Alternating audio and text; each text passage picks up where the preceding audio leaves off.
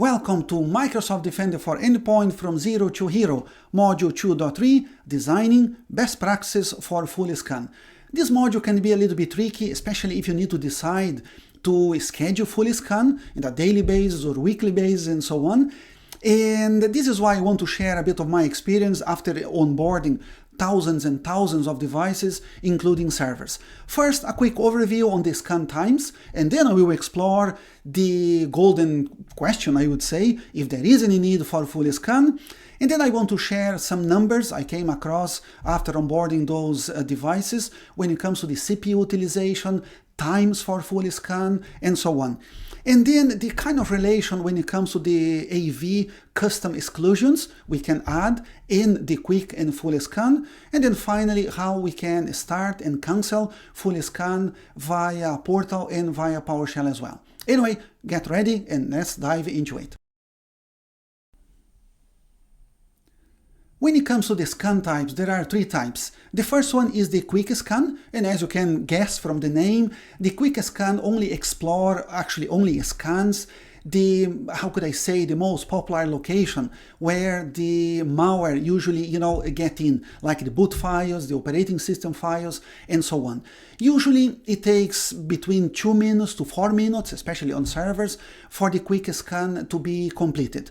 I would recommend to schedule a quick scan in a daily basis, usually on off-peak, could be if we are talking about end users, could be around lunchtime. If you are talking about servers, a good time could be, early mornings, early hours in the morning, like 1 a.m., 2 a.m., and so on.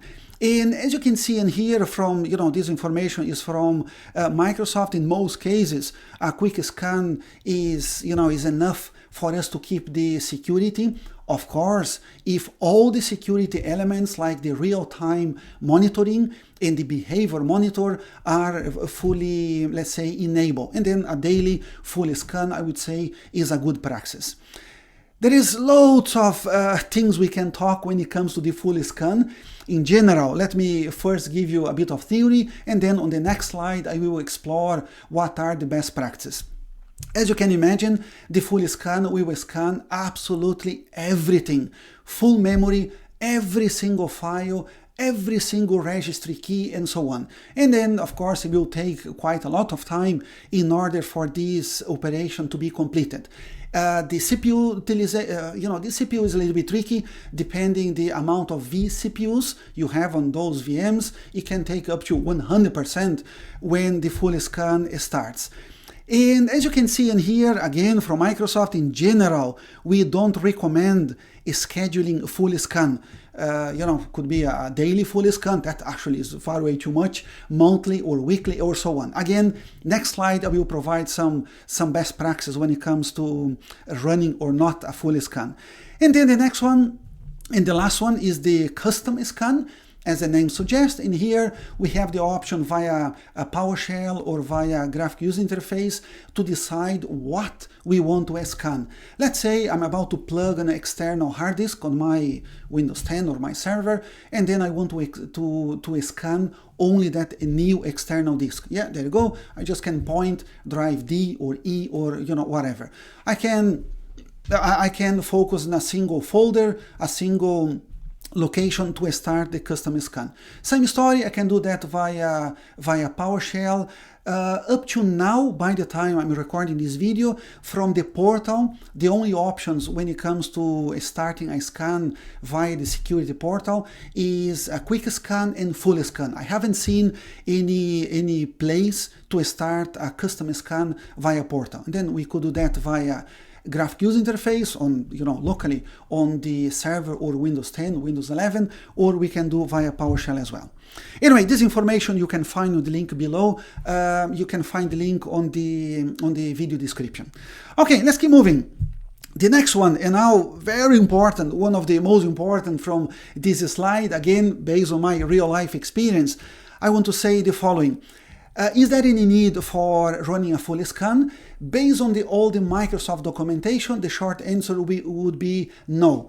If Again, the device is fully onboarded, the AV definitions are fully updated, the platform is fully updated, I mean the MDE engine is fully updated, and the AV real-time monitoring is enabled, the behavior monitor or the EDR is enabled, and so on. There is no need, based from Microsoft, to run FullScan.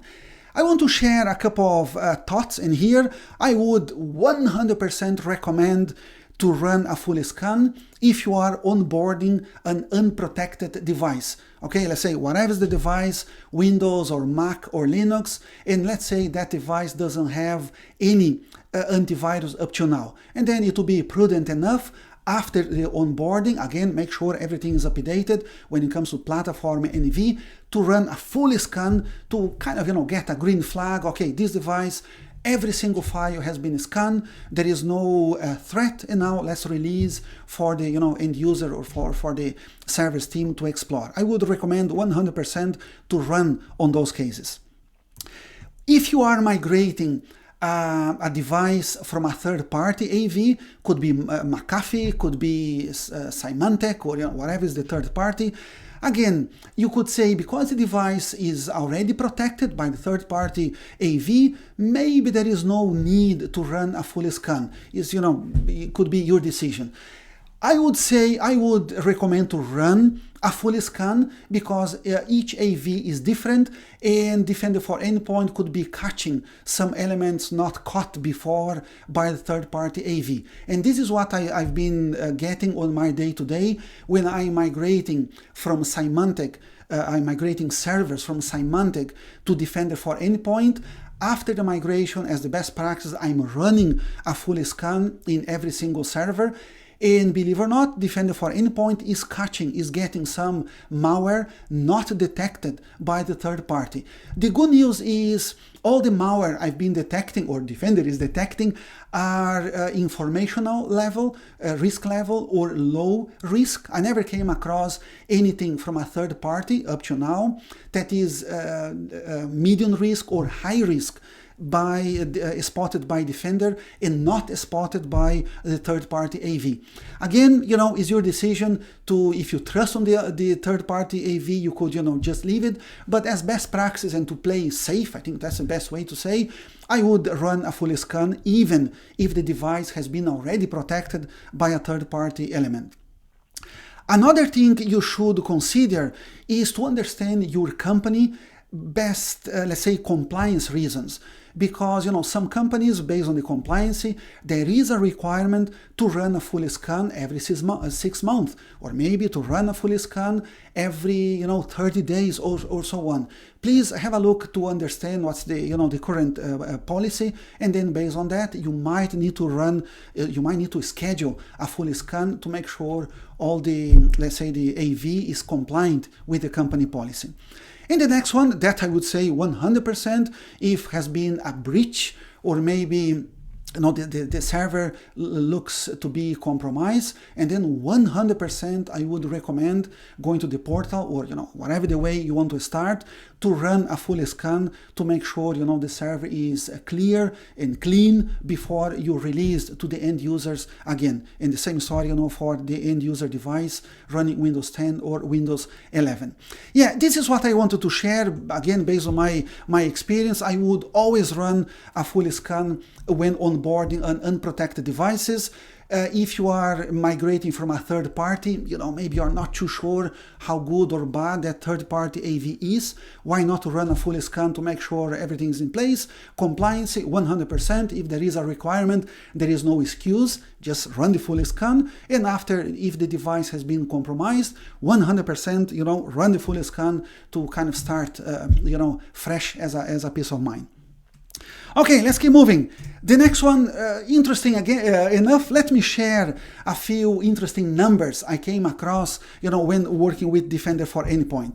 When it comes to the CPU utilization, please remember, if you go to the Microsoft documentation, Microsoft says the minimum CPU, or for the virtual machines, the vCPUs, is 2 for Defender for Endpoint, but 4 actually would be the recommended.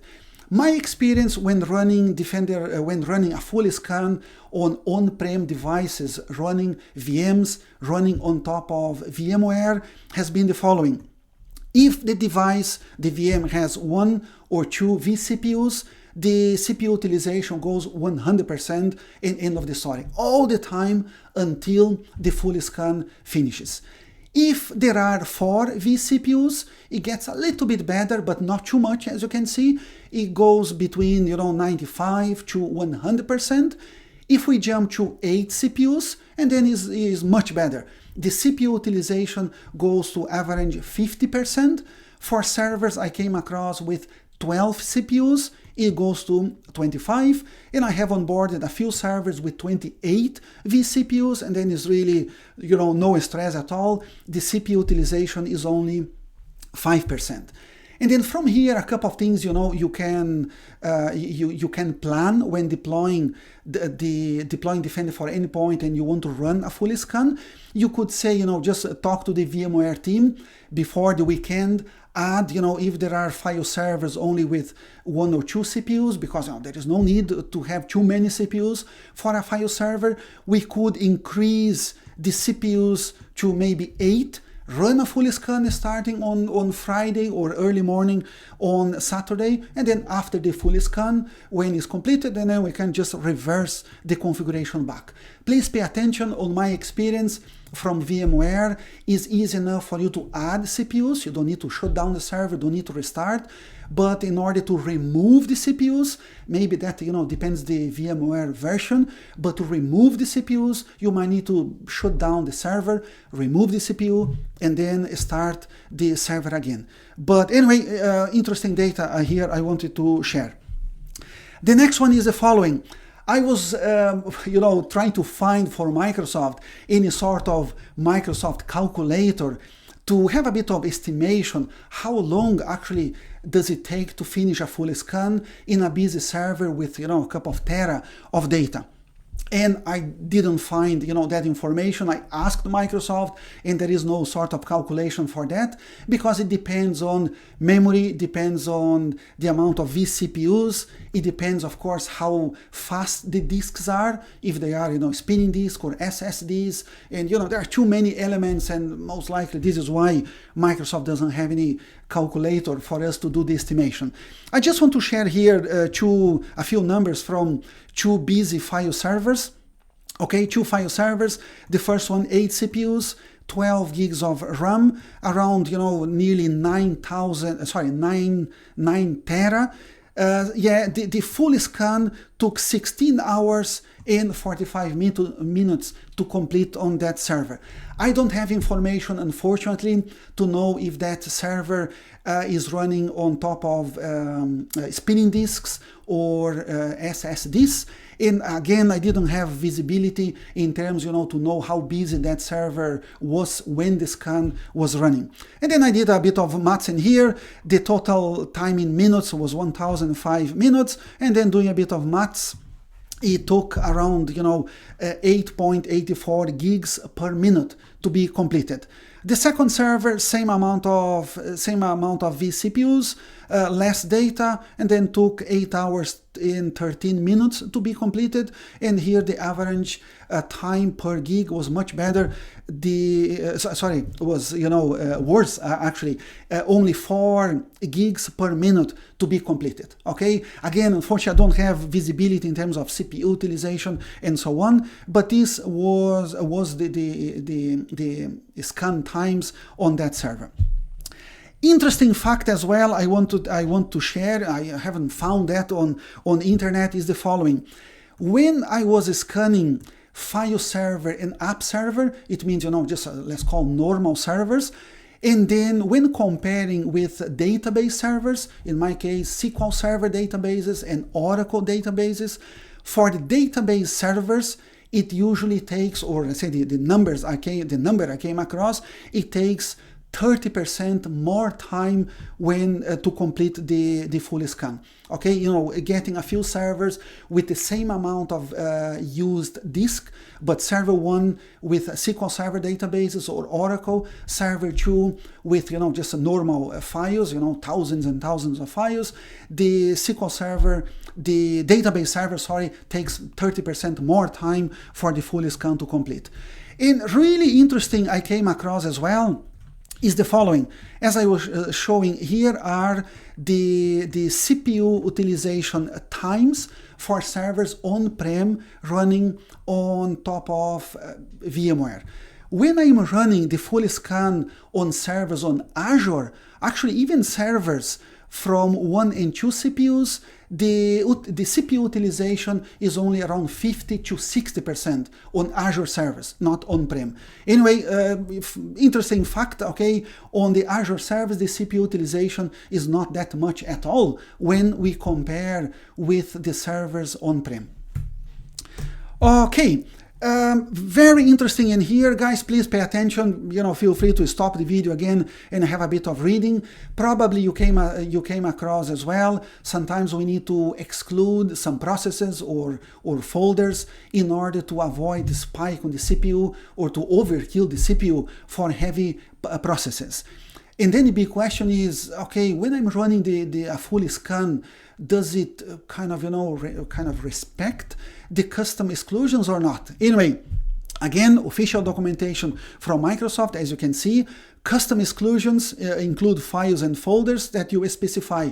Again, we can specify locally on each device, or we can push the custom exclusions via group policy, via MEM or Microsoft Endpoint Manager, via System Center, and so on. It really doesn't matter. Exclusions for files, folders, and processes will be skipped, okay, by schedule scan, on-demand scan, and real-time protection. This is why it's a little bit tricky for us to get to know exactly how much time a full scan will take, because if there is no exclusions at all, it will take longer. If you are excluding quite a lot of folders, and then of course it will be, you know, it will be faster. Exclusions for process opened file won't be scanned by real-time protection, but are still subject to quick and full and on-demand antivirus scan. Okay, real-time protection is, as the name suggests, every time a user or a process open a file, the real-time protection, you know, does all the investigation. Okay, please take in consideration when running the full scan, and you know, based on the custom exclusions as well. Now let me show how I can start a scan, how I can cancel, and how and where I can check if the scan has been completed on the servers. Okay, let me dive into my virtual machine. First, starting from the portal, from the security.microsoft.com, here on the left on devices, now I have visibility in here from all my onboard devices. Let me start with my server 2012. If I click on the device itself, now from here I should be able to see, as you can see in here, what is the time and date from the last full scan. As you can see, it has been completed on 24th of September. The last quick scan completed on 30th of September, and so on. If I want to start a quick or full scan from the portal, yeah, no problem at all. Here on the top right, if I click on those three dots, that's the place, run antivirus scan. Clicking there. As I said before, unfortunately, we don't have an option here to start a custom scan. For example, if I'm looking to scan C, Windows, System 32, unfortunately, I need to go via PowerShell. Okay, but let's say I want to start a quick scan on that server. You know, a better description here would be, you know, better than just test. But anyway, just for me to start. Okay, there you go. And then again, based on my experience, now it takes a few seconds, maybe 1 minute, 2 minutes max, for the full scan to start on server 2012, okay, or quick scan in this case. Okay, there you go. This is the way from the portal. Just in case if you are wondering, okay, how can I get a report to double check if the quick and full scan have been completed in every single device on my organization? Of course, there is no point to click device by device and look from here. The best place to go is here on the left. Click on reports, click in there. Now, there's a bunch of reports we can get. The option I'm looking now is for device health. Click in there. Now from here, go to Microsoft Defender Antivirus Health. Click in there. And then I could push the button to export everything I need. Before that, I could click on filter. And let's say I'm looking only to get a report from my Windows servers or my Windows 10, 11. Of course, these are the groups, the device groups I have created already. In my case, let me get a full report from everything. Okay, and then this is why I will just push the button, click on export. Okay, there you go. Now I can open the file here straight away. And then is a really nice way, actually from here, as you can see, let me just make a little bit bigger. Yeah, as you can see in here, the device name, my couple of servers, and then if I go here to the right, yeah, there you go, I can see now the full scan, if there was any error. Okay, that's good, no data available. Here, what is the quick scan time? Again, now the full scan, okay, when it was completed, and so on. Okay, yeah, anyway, from here I can, and the best one, sorry, is from here. Okay, I want to see the completion status for all my servers, all my devices. I can see from here, and then finally what is the date and the time of that completion. Okay, some data in these devices, and here no data available means the full scan or quick scan was never completed actually on those devices. And from, let's say your company is following a compliancy that require a full scan, now you know exactly the servers or devices you need to start the full scan. Anyway, that's when it comes to the report. If I want to start a full scan via PowerShell, okay, the best way to do is the following. Here is the command, Start-MpScan, and then what's the scan type? I can specify quick or full. In my case, let's say I want to start a full scan on my server 2019. Okay, let me just copy, just to avoid any typo. Now, if I dive to my server 2019, okay, and here, yeah, I have a PowerShell, okay, ready to go. Now, if I just paste Start-MpScan, ScanType, full scan, yeah, that should be okay. If I hit enter, yeah, there you go. As you can see now, the full scan has been started. Of course, if you have a System Center, or you could have a PowerShell script to start a full scan in every single device on your organization if you need. Now, when it comes to the CPU utilization, as I was talking before, it really depends how many cores you have, how fast is your disk, all of those variables. But as you can see in here, now the antivirus service is taking, pretty much 90-something, 100% of the CPU utilization because the full scan is running. Okay, how can I cancel the full scan? To cancel is a little bit different. I need to go to use this command in here. First, I need to dive into the Windows Defender folder and then run this command. Okay, let me do that. Let's say now is not the right time for me to run the full scan and I want to cancel that scan. The way to go is, let me just open a new command prompt in here, a new PowerShell, and then I need to go to Program Files and then Windows Defender. Yeah, that's the place. And now that's the command, mpcmdrun.exe/cancel. Okay, there you go. Let me see. If I hit enter, yeah, as you could see, the other PowerShell here was canceled, and the CPU now is back. Is back to normal. Okay, and yeah, there you go. Anyway, in the short words, that's the way you can cancel a scan via PowerShell. Now let me show how to start a full scan or quick scan using the graphical user interface.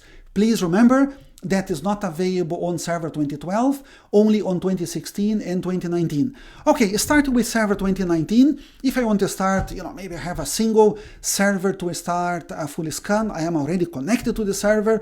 Okay, the place is the following.